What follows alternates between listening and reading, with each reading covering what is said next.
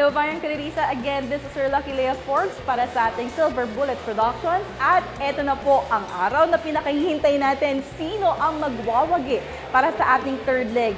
Ito po ay para sa ating locally 3-year-old bred stakes race. Ganoon na rin po ang ating hopeful at ang ating triple crown.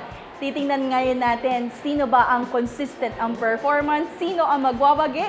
Tutukan natin yan.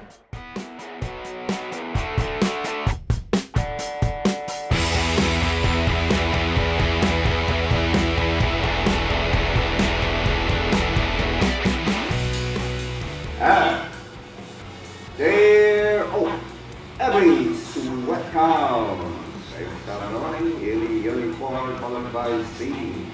And very closer na Baksika the keys na parehong side. And they will. The straight now is still every sweat counts. Reached by Zantulan followed by Baksika King now parehong side and followed by Wild Chief. Here comes the piece. Ryan side, green one, then side and down followed by Louisville. While All My Love is running the train the field.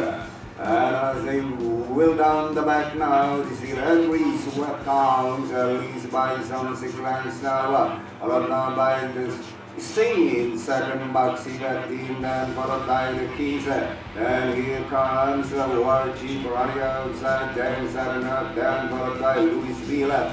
While All My Love still running in the field. But it's still every sweat counts now by some 10 lengths, followed by the Sting in second, Bagsika Team. Here comes War Chief. 2 lengths for the back now, the keys, and alongside Louisville, and followed by James Saranap, while All My Love still running in the field. And as they race around 600, it's the referee sweat counts, released by some 4 lengths. Here comes War Chief. I'm picking up speed now, running in 30 Sting, and followed now by Louisville, that is Bagsika Team heading out, 10 enough. All My Love, 300 to go. Here is still every sweat counts, leads by some 2 lines, and running in 7 is War Chief now, body outside, but it's still every sweat counts by a length coming up, and here comes War Chief now, body outside, but it's still every sweat counts, released by some 2 lengths, and finally every sweat counts. War Chief, All My Love, Sting.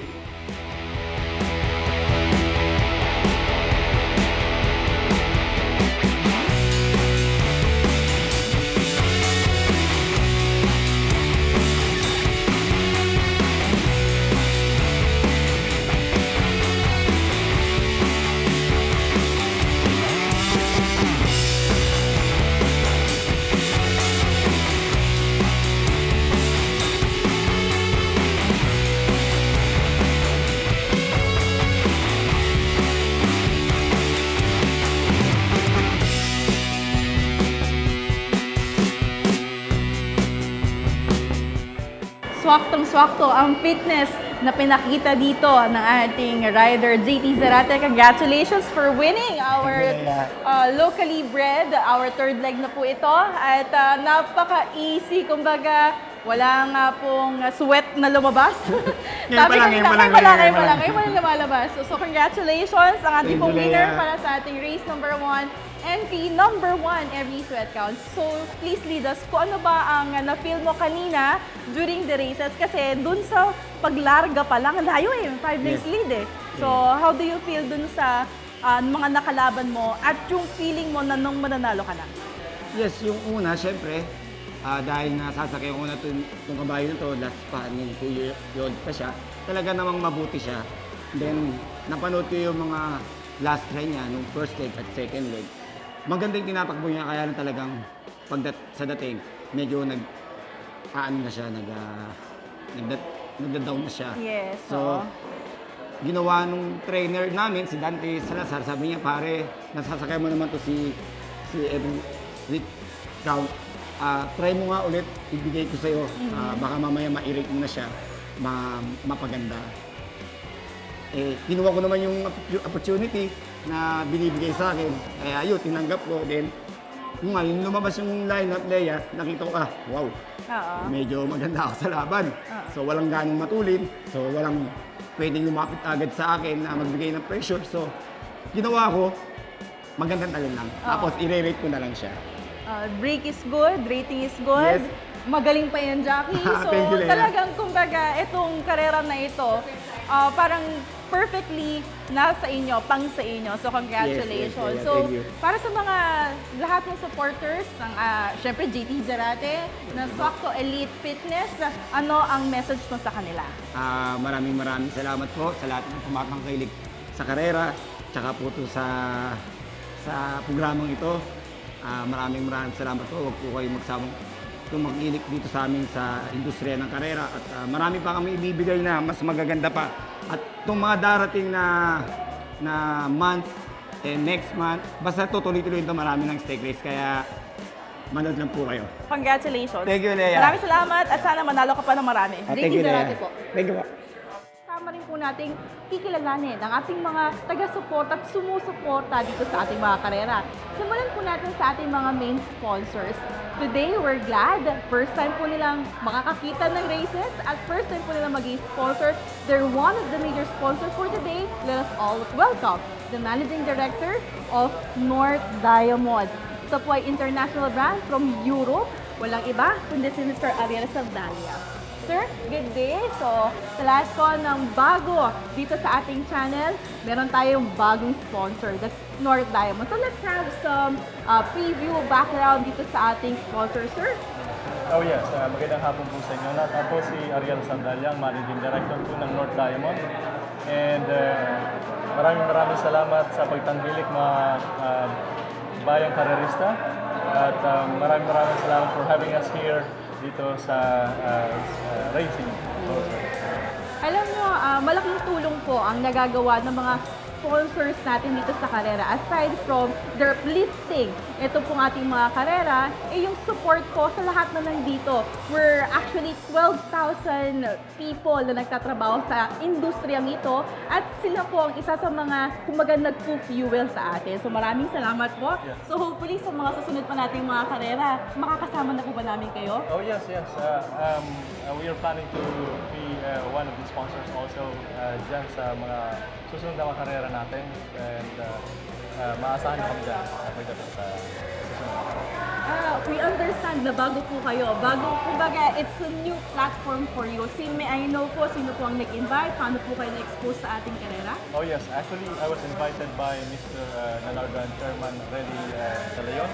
So we are very glad na talagang kami ay nakasama dito sa karera and we are very happy also to be part of the horse race.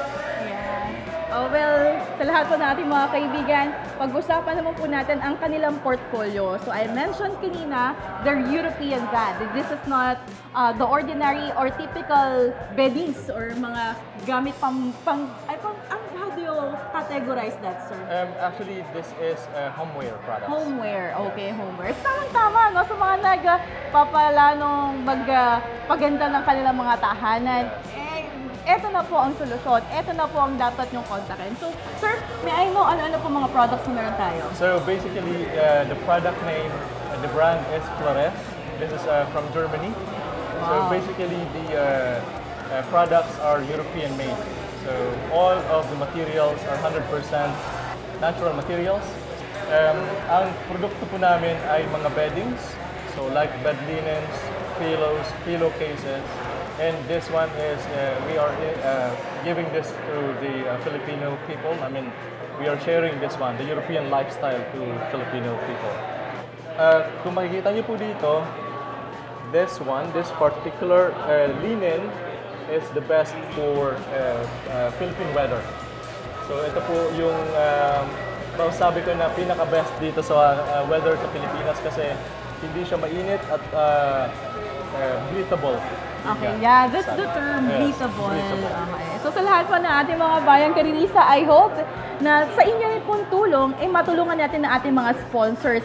May babalik po ng tulong sa inyo, yung mga itinutulong din natin mga sponsors. So marami pong salamat sa Maraming inyo, salamat. sir. Thank you I very hope much. uli na sa ating po mga uling pagkikita, kasama pa rin po namin kayo sa sponsorship lineup. Of course, yes.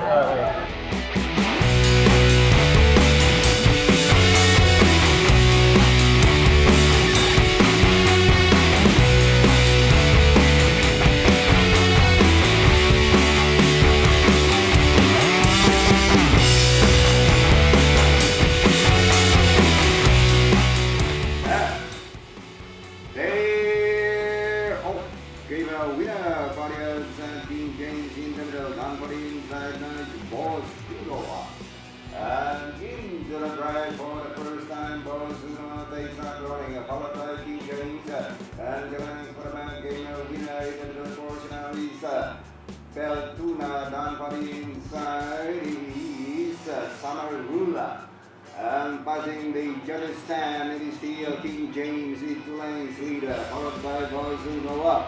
And down in third now is Ward 359, and as they will the back, it's still King James, Smile and Gunner, followed by Bozunoa. 6 lanes in behind them, Beltuna, then followed by Gamer Winner, Ward 359, and bring up Summer Rule now for the outside, Boss Lady.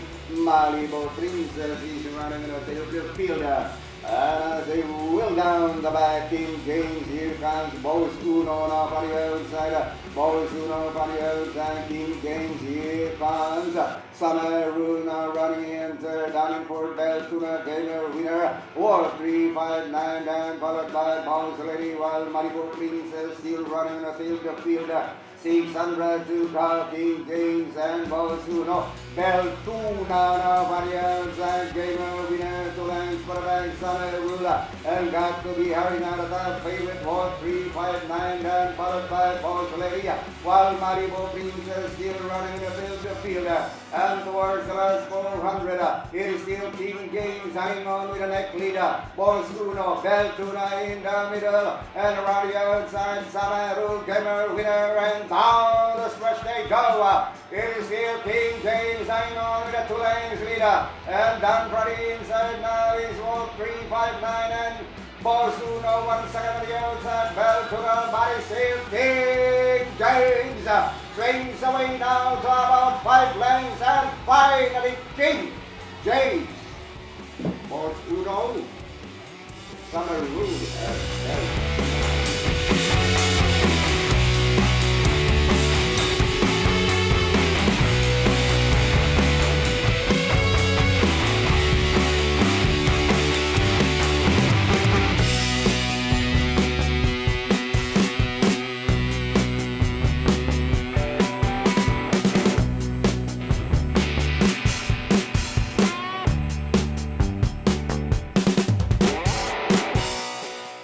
Bayang Karirista, samahan niyo po kung i-congratulate ng ating mga first-timers. Hindi po sila first-timers sa karera, pero this is their first time na manalo po ng Whole Foods Stakes Race.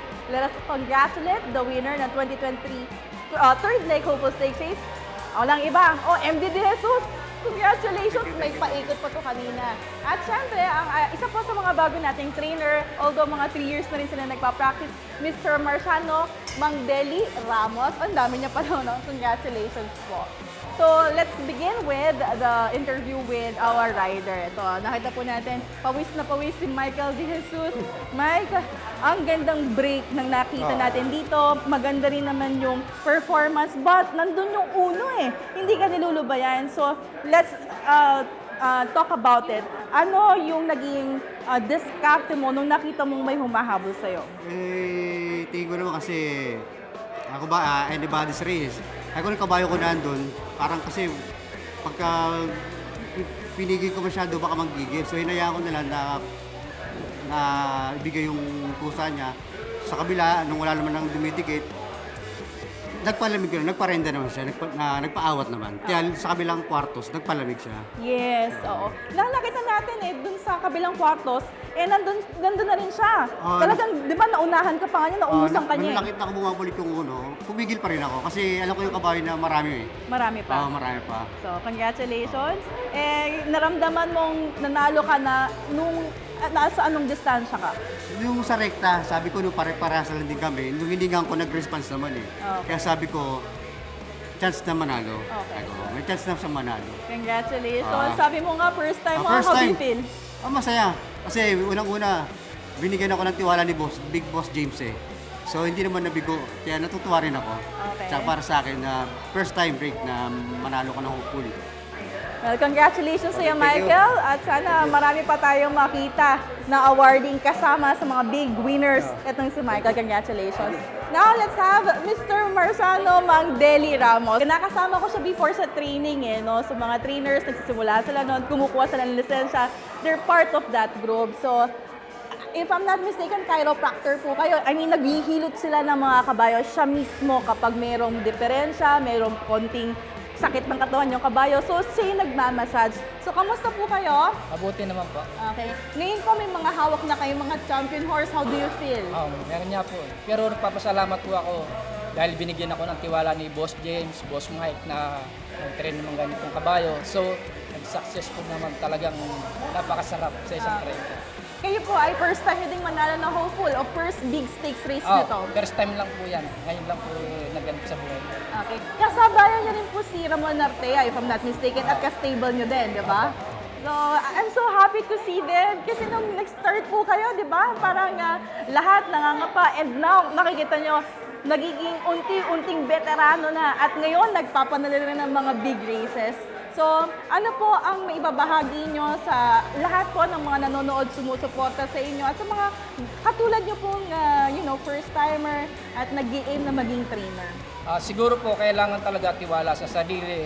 Saka team sa kwadra, walang pataasan. Kailangan pantay-pantay. Pag may problema, kailangan po walang magpapayabangan. Tapos unang-una, trabaho talagang kailangan tumutok para makuha natin yung goal natin na katulad po nito. Tiyaga lang po talaga. Okay, let's talk about sa horse naman. Napakaganda po ng performance nito. Can you please tell us, kamusta po ba yung pag-aalaga, paghahandang ginawa nyo para sa ating hopeful? Kasi po sa pag-aalaga ng kabayo, puso po talaga pairalin mo rito. Unang-una, kailangan sa pagkain, nakatingin ka, pagbibigay ng gamot, pag-iinsayo, tutukan mo talaga siya. Huwag mo siyang pababayaan. Unang-una, yung mga nag-aalaga, kailangan lagi po silang babantayan para ano mo yung hinahanda mo na ma-prepare mo ng maayos. Kung pababayaan po natin, hindi po natin makukuha yung ganito. Bago po tumakbo kanina si King James, for sure, chinek niya yan at kagabi. Ano pong masasabi niyo sa kondisyon niya? So, maayos po talaga. Kasi nung mga nag-iisayo po kami noon, talagang nakita na po namin na may pag-asang manalo. Okay, nasa peak kumbaga. Opo, yun po Okay, talaga. nasa fighting form itong si King James. And definitely dito sa ating hopeful, kayo nanalo. Congratulations sana manalo pa kayo ng marami. Maraming salamat po. Thank you Meron po, po ba thank you kayong message sa inyong mga ka-team, sa ating mga bayang karirista? Nagpapasalamat po ako sa lahat ng bayang karirista na sumusuporta. Huwag po kayong magsasawa sa karera. Merong nananalo, merong natataro. Kaya go lang po tayo ng go, mga kabayang ko. Ganyan po ang karera. Huwag po tayong madadala. Tuloy-tuloy lang po tayo. Maraming po. salamat. Thank you so much.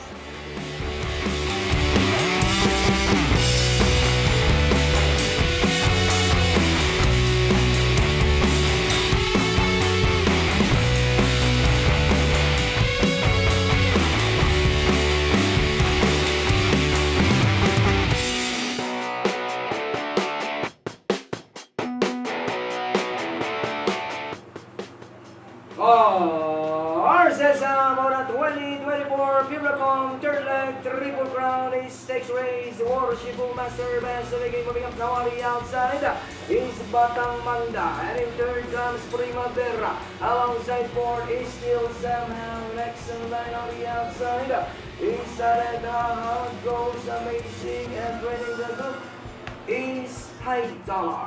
Passing by the judge stand for the first time. Now we have Batang Manda takes the lead. Worshipful Master is running by the second and 10 lengths away. Third still somehow. Primavera in the middle portion goes amazing. Also moving up the warrior outside, Added Ha and High Dollar is running up the tail of the field by about 14 to 15 lengths of the base. And at the 3/4 mile distance, Batang Manda goes on by about 2.5 lengths. Worshipful Master still in second, and 10 lengths away there still somehow goes trying to get closer in fourth. Amazing in fifth, Primavera Added Ha, and High Dollar still racing in last, and it's still Batang Manda by about 3 lengths, and in second still is the Worshipful Master. He's still somehow coming closer in third. Goes in fourth and followed by Added Ha. Amazing Primavera High Dollar. The stage is set with 600 to go. And it's still Batang Manda. Worshipful Master goes on the outside. He's still somehow also moving up. High Dollar. Batang Manda. Worshipful Master goes. Is still somehow joining them as the field turns for Rome. It's a heart-pounding race. Batang Manda goes. Worshipful Master is still somehow is on the outside. Para still Batang Manda goes. Is still somehow is now goes. Batang Manda is still somehow. And finally, third leg belongs to is still somehow Batang Manda. Worshipful Master goes.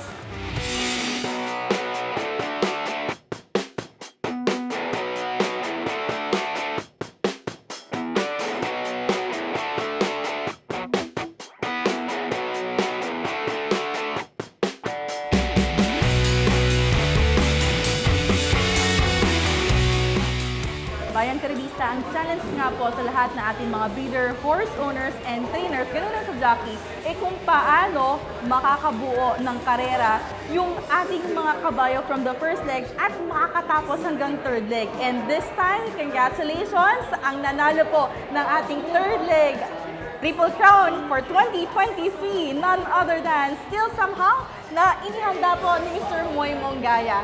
Flashback tayo. Second leg, nasa hopeful po sila. Sila rin ang nanalo. And this time, well, probably I can say one of the most consistent horses. Yung kanilang pagka-peak, yung kanilang galing, isa sa still somehow. So, Mr. Moy Mongaya, I'm so happy and proud, of course, thank you, diba? thank you. Kasi naipanalo niya yung hopeful, alam natin na mas lalakas ang laban kapag umangat ka ng laban, and yet naipanalo niya din. So please tell us, paano kayo nag-maintain ng peakness nitong kabayo nyo? Nung nanalo siya ng hopeful, maganda yung preba niya sa nanalong Triple Crown kay Bea Bell. Kaya yung condition niya, minintain lang namin. Okay. Hanggang sa makarating kami sa third leg. Okay. So, alam natin, 2,000 meters, kaling kayo sa 1,800. So, ano ba ang plano? Paano nyo naiplano yung discarding gagawin nyo? Siyempre, hindi lang to pang jockey, di ba? Kasama na rin yung pang trainer natin. Siguro yung mga ano namin, sipag at tiyaga, saka yung workout namin hindi nagbago, ganun pa rin. Hindi namin niluto yung kabayo. Yung mga kondisyon niya, as is pa rin. Do you have a certain or a specific instructions sa jockey mo kung paano siya dadalhin? Kung paano ito ipopwesto? Meron bang mga gano'ng instructions from you? Wala naman. Nung nanalo siya ng hopeful, ganun pa rin ang pinagawa ko sa kanya. Okay, so ano yung pinagawa mo? Yung pumesla na maganda, tapos pagdating ng 1/4, sige na, kunin mo na yung unahan. Alam mo, Bayang Karibista, ewan ko kung ako lang nakafeel nito. Kanina, habang paparating yung mga runners natin, parang ang haba ng ang haba nung length ng paghihintay natin. Di ba parang ang tagal ng meta. Tapos nagdidikitan na mga kabayo. Nasa may pinakalabas itong kabayo nyo, no? So, do you feel, na-feel mo na ba na kayo na yung mananalo noon? Kasi nagdadatingan Feel ko na. Sumisigaw na ako eh. Sumisigaw ka na. So, yan ang confidence. Confident ka sa performance and congratulations. I'm so happy. Still somehow, nanalo po na hopeful and now winning our 2023 third leg Triple Crown Stakes race. Sa lahat po natin mga Bayang Karibista, I'm very sure marami pa tayong aabangan from the stable of Mr. Toto Sevilla and Miss Tricia Sevilla. If I'm not mistaken, ito po yung pagmay-ari nung anak ni Mr. Sevilla na na-interview natin sa Hopeful. So kung hindi niyo pa napapanood yan, don't forget to rewatch dahil maganda rin po yung mga lineup ng mga horses niyo yun. So, can you... Andun si Jungkook. Ano ni Bren, di ba? Meron pa ba kayong mga Meron pa, pambulaga mga- na kabayo natin? Mga 2-year-old. Meron na. Abangan nyo. Okay, yan. So, sa lahat po ng ating mga kaibigan, maraming salamat po sa inyong pagsuporta. Do you have any message? Maraming salamat sa Sibilia family, kay God, tsaka pamilya ko, kay Aga, Matias, kay Eric Bilaman, nag-ano sa atin, assist. Okay, so congratulations Mr. Mangaya para sa ating winning trainer ng Triple Crown.